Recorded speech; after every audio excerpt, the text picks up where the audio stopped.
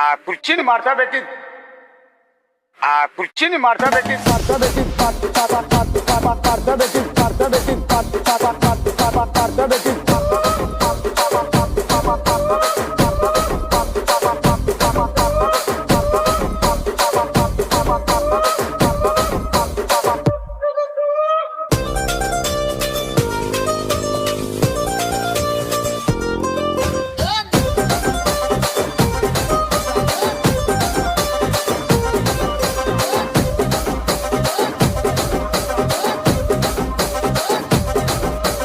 దానికేమో మరి దానికేమో మేకలిస్తివి, మరి నాకేమో సన్న బియ్యం నువ్వు కలిస్తివి.